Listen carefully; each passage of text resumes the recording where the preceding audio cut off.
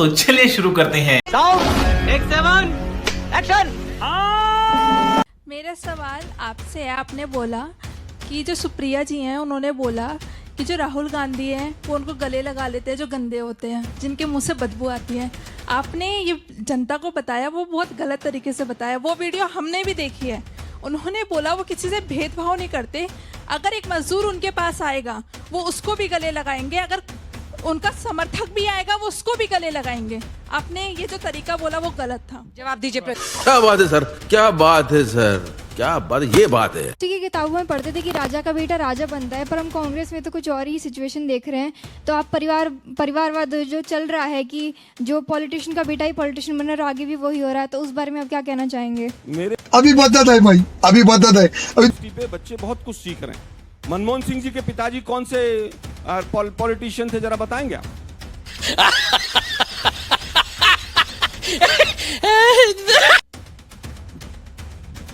बताइए जरा,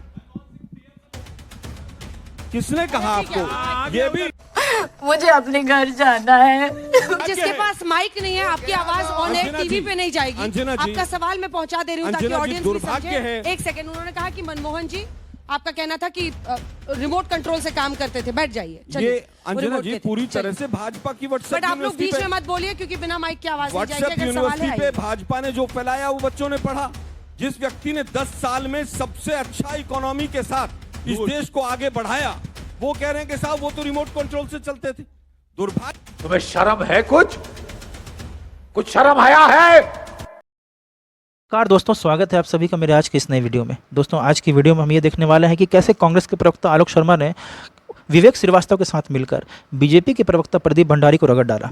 दोस्तों आज तक के यूट्यूब चैनल डिबेट में लगभग जितने भी ऑडियंस आते हैं वो पूरे फिक्स होते हैं और फिक्स ऑडियंस लगभग जितना भी ट्रोल करना हो वो कांग्रेस सरकार को ही करते हैं। तो दोस्तों यहाँ भी आज ऐसा ही हुआ। यहाँ पे भी जितने भी लोग आए थे वो सारे कांग्रेस को ही टारगेट कर रहे थे। दोस्तों एक अंधभक्त ने पूछा कि राहुल गांधी ने एक ऐसी मशीन बनाने की बात की थी जिसमें एक तरफ से आलू डालेंगे तो दूसरी तरफ से सोना निकलेगा। तो दोस्तों इसी बात का खंडन करते हुए आलोक शर्मा और विवेक श्रीवास्तव ने कहा कि मोदी जी ने भी नाली के गैस से पकौड़े तलने का वादा किया था, क्या वो पूरा हुआ? कहाँ गया वो 2 करोड़ रोजगार हर साल देने का वादा? तो दोस्तों इस बात पर अंधभक्त चुप हो गए। दोस्तों इसी बात पर एक और अंधभक्त पूछता है कि राहुल गांधी में और गांधी परिवार में लगभग जो परिवारवाद चल रहा है और हमेशा गांधी परिवार का ही कोई नेता सदस्य हमेशा एक बड़े उच्च ओहदे पर आता है। तो दोस्तों इस बात का खंडन करते हुए भी आलोक शर्मा ने कहा है कि मनमोहन सिंह का किसी भी राजनीतिक परिवार का बैकग्राउंड नहीं है, फिर भी कांग्रेस की सरकार में उन्होंने देश के पीएम की कमान संभाली। तो दोस्तों ऐसे ही वीडियो देखने के लिए आप मेरे चैनल को सब्सक्राइब जरूर करें। दोस्तों आज की वीडियो का डिबेट देखकर आपको बहुत ही मजा आने वाला है। और अगर आप मेरे चैनल पर नए हैं तो मेरे चैनल को सब्सक्राइब पक्का करें और बेल आइकन पक्का दबाएं, क्योंकि इससे आने वाले वीडियो का नोटिफिकेशन सबसे पहले आप तक पहुँच जाएगा। तो दोस्तों चलते लाइक वीडियो में। भाग्य यह है कि आज किसी तरह से कोई नहीं चल रहा है। मैं पूछना चाहता हूं पीवी नरसिम्हा राव जी के पिताजी क्या थे? यही नहीं, अभी और सुनिए। 1989 के बाद जिन लोगों ने शहादत दी, गांधी फैमिली से कौन मंत्री बन गया, कौन संतरी बन गया? केवल दुर्भाग्य यह है कि बीजेपी जो फैलाना चाहती है, मैं 3 दर्जन बीजेपी के लोगों का बता देता हूं। मुख्यमंत्रियों के बच्चे क्या हैं, मंत्रियों के बच्चे क्या हैं, क्या वो परिवारवाद नहीं है? आपको परिवारवाद इंदिरा गांधी का नजर आता है जिसने 32 गोलियां अपनी सीने पर खा ली? अरे कांग्रेस के बारे में पूछ रहे हैं। राजीव गांधी का याद आता है जिनके शरीर के चिथड़े उड़ गए। थोड़ी सी भी लज्जा नहीं आती है सवाल पूछते समय। फिर कहूंगा अब ये आज जिस समय लोकतंत्र में सवाल नहीं पूछेंगे। बच्ची अगर सवाल पूछ रही है उनको बोलिए, अगर सवाल पूछ रही है लज्जा नहीं आती। मलुक जी, कांग्रेस मलुक नागर जी, मैं माइक ले लूंगी, मैं सही में बता रही हूँ। अंजना जी लोकतंत्र पे सवाल पूछे अच्छा लगता है, ठीक है, लेकिन दुर्भाग्य यह है कि पूर्वाग्रह से प्रेरित होकर शहीदों का बदनाम करने का काम किया जाए तो दुख होता है। ठीक है, ये बड़ी अच्छी बात कही आप। मलुक जी देखिए, पिछड़ों की और दलितों की ये बात करते थे और 17वीं लोकसभा में जो माननीय प्रधानमंत्री ने कहा मैं तेरे पिछड़े दलित मिनिस्टर बनाए, उसकी नकल करके राहुल गांधी और उनके साथियों ने जो पिछड़ों की दलितों की बात करी, प्रधानमंत्री कार्यालय जाता था उनको न्याय नहीं मिला। उपराष्ट्रपति के चुनाव में पिछड़ा कैंडिडेट था। अबे शक्ल तेरी बवासीर जैसी बातें तो अच्छी किया कर। क्यों नहीं उनको अनुरोध करा? और मान लो उनकी गलत फहमी थी कि हम चुनाव जिता देंगे, तो क्यों नहीं पिछड़ा उठा करके कैंडिडेट बनाया? इनकी मानसिकता ही ऐसी थी, पिछड़ों के खिलाफ थे। चरण सिंह जी पिछड़े समाज से थे, उनको उतारा। राजेश पायलट कैबिनेट मिनिस्टर नहीं बनाया, सचिन पायलट को धोखा दिया। ये पिछड़ों के खिलाफ थे। बाबा अंबेडकर साहब को चुनाव हरवाया। और ये छोटा सा सवाल, वाह बेटा, लगता है तुम गू खा के ही मानो। छोटा सा सवाल पूछ लेता हूँ कि फिर तो ऐसी अंजना जी केवल एक सेंटेंस बोलूंगा। सर मेरा सवाल भी आपसे है। एक कांग्रेस के नेता ने कहा था कि इधर से आलू डालूंगा उधर से सोना निकलेगा। आज तक ये मशीन निकला नहीं, नाली से गैस भी नहीं निकली। एक मिनट, नाली से गैस का भी इस्तेमाल नहीं हुआ। एक साथ प्लीज, मैं जवाब लूंगी। 4-5 सर आपने अभी कहा कि इंदिरा गांधी ने 32 गोलियां खाई थी, तो एक बात बताइए, गोली खाने लायक उनको बनवाया किसने था इतना? अभी मजा आएगा ना भिड़ो। मेरा सर आपसे एक क्वेश्चन कि आपने कहा कि अभी लोकतंत्र के लिए खतरा है बीजेपी, तो क्या 1975 में वो नहीं था? अच्छा ठीक है, इमरजेंसी की बोलने दे, तकलीफ हुआ है बेचारे को। बोल। सर आपने कहा कि बीजेपी वोट चोरी करके प्राइम मिनिस्टर बनी है। सर आपके पास ना प्रूफ है ना एविडेंस। ये इलेक्शन कमीशन बुलाती है तो आप जाते क्यों नहीं हो?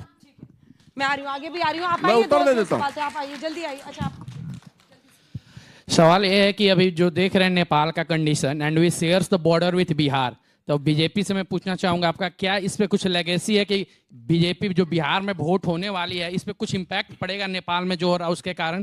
क्या बात है सर, क्या बात है सर, क्या बात, ये बात है। भाषा का संयम रखिए। मेरी सवाल वो जिससे है, वो जब कोई वैलिड टॉपिक नहीं उठता है तब बोलते हैं कि बिहार में या फिर कहीं भी वोट चोरी होती है। वो ये क्यों नहीं बोलते हैं कि बिहार में यहाँ पे बूथ चोरी होती थी? वो ये नहीं क्यों बोलते हैं कि आरजेडी के जो कार्यकर्ता हैं वो बोलते हैं कि भूरा बात सब करो, ब्राह्मण राजपूत लाला भूमियार को मार डालो? ये वो क्यों नहीं बोलते हैं? ये फंस गया। जवाब दीजिए। अंजना जी उत्तर दें। दो बच्चियों का इधर इस हिस्से से दुर्भाग्यपूर्ण है। मैम मेरा क्वेश्चन दोनों तरफ से है। मगर क्यों? अगर बीजेपी वाले 10 साल से बिहार में हैं, तो उन्होंने बिहार के लिए क्या किया है? कितने बच्चे हैं यहाँ जो बिहार से बाहर आकर पढ़ रहे हैं? हाथ उठाइएगा। देखिए यहीं पर पलायन दिख रहा है, लेकिन बीजेपी और जेडीयू वालों को नहीं दिखता है। जल्दी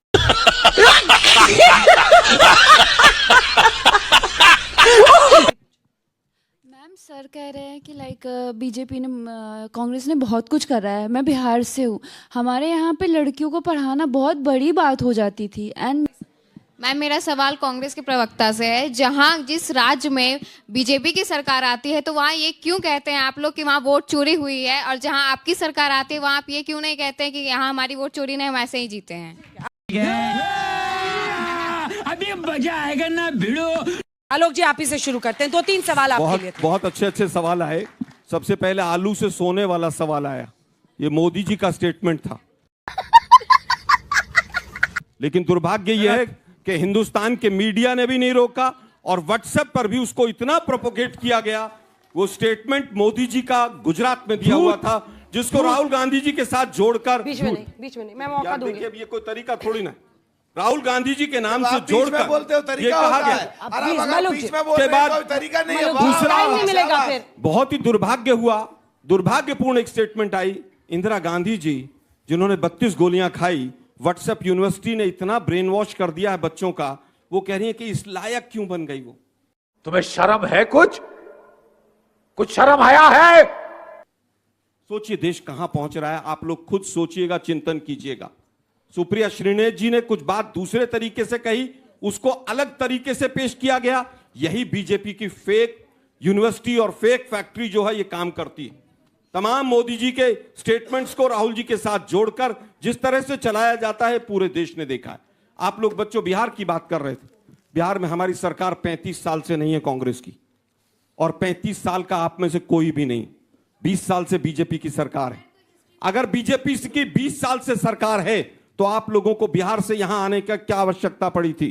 क्या बात है सर, क्या बात है सर, क्या बात, ये बात है। पटना यूनिवर्सिटी क्या सेंट्रल यूनिवर्सिटी हो गई? क्या मोदी जी ने वो 70,000 करोड़, 80,000 करोड़, 90,000 करोड़ क्या आपके बिहार को दे दिए थे? क्या मोतिहारी की शुगर मिल में चाय पीने लग गए मोदी जी? आप मुझे 2 फैक्ट्रियों के नाम बताइए जो पिछले 11 साल में केंद्र सरकार ने बनाई हो और उनमें 100 आदमी भी काम करते हो। ठीक है आलोक जी, अब इनको बोलने दीजिए। 6 लोग नहीं हो गया, प्लीज नहीं प्रदीप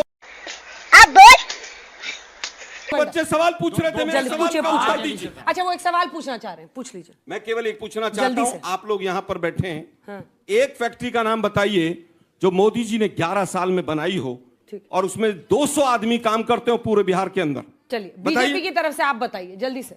सेंट्रल गवर्नमेंट की फैक्ट्री होनी चाहिए। बस आलोक जी, अब ताली नहीं बजाओगे? नहीं, अब ताली नहीं बजाएंगे आप। बजाओ ताली, आपकी कोई फैक्ट्री नहीं लगी, अब नहीं कोई ताली।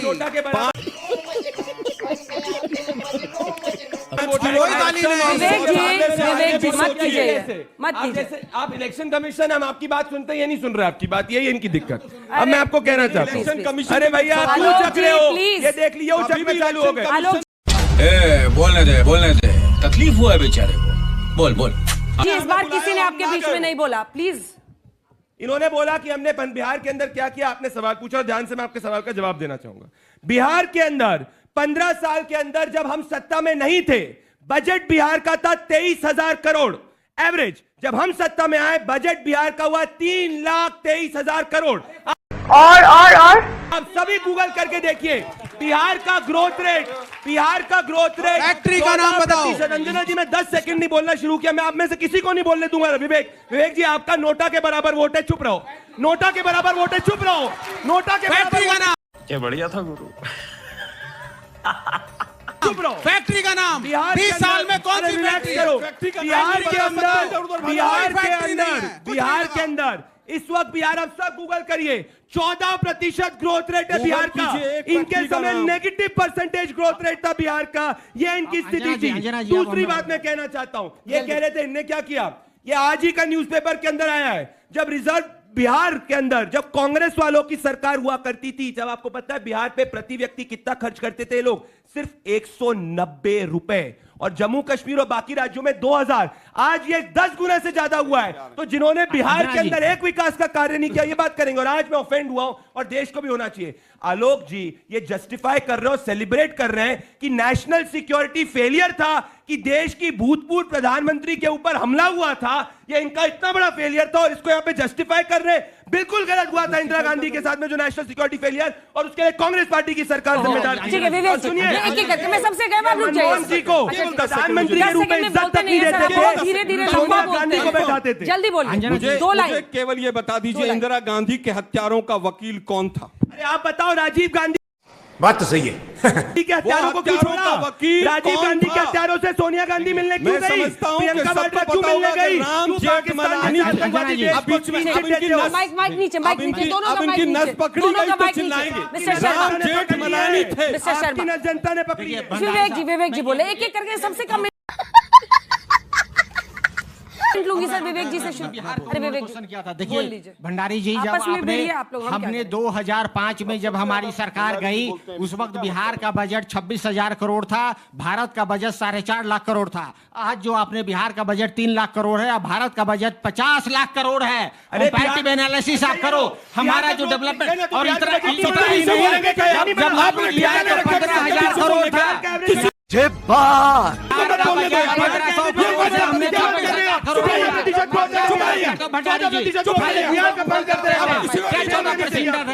बिहार की भी भाषाओं की इमारत कर दिया। 65% जनसंख्या 10,000 नहीं कमाता भंडारी जी।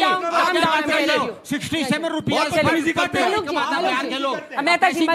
भंडारी जी बंद करो हाथ जोड़ के। मैं आप जो है सिर्फ गूगल करते हो, गूगल के अलावा आपको कुछ नहीं आता है, समझ में आ गया? मलुक जी जल्दी बोलिए। एक तो अच्छी बात एक है, अरे फिर बड़ी भंडारी प्लीज, फिर गूगल प्लीज। अरे एक तो अच्छी बात है कि कांग्रेस के प्रवक्ता ये कह रहे 35 साल से हम बिहार में नहीं हैं। अरे गिरेबान में झांको, क्यों नहीं हो? दूसरा यूपी में कब से नहीं हो? तो कैसे कर रहे हैं? इसी साल 2025 मार्च में जाएं, और जब बिहार के लिए इस देश की सरकार ने बजट दिया तो सबसे ज्यादा विरोध कांग्रेस ने करा कि देश के दूसरे प्रदेशों के लिए नहीं दिया। मेरी बारी 10 सेकंड जल्दी से मिस्टर 10 सेकंड। इस मुल्क के अंदर सभी पार्टियां हैं, आप इलेक्शन लड़िए, आप एक दूसरे पे दोषारोपण करिए, हमने बीजेपी से सवाल पूछे, बीजेपी ने कांग्रेस से सवाल पूछे, ये अच्छी बात होती है। ये बड़ी अच्छी बात कही आप। होना चाहिए। खतरनाक बात क्या है? खतरनाक बात ये होती है जब आप कहते हैं कि राहुल गांधी देशद्रोही, सोनिया गांधी पैसे लेकर के चाइना से देश तोड़ने जा रही हैं, विवेक श्रीवास्तव कम्युनिस्ट है, चाइनीज से मिले हुए हैं, पाकिस्तानियों से मिले हुए हैं, बीजेपी को छोड़ करके सारी पार्टियां देश तोड़ने वाली हैं। अगर ये करोगे मुझे समझ में नहीं आ रहा है तो नेपाल सही पकड़े हैं।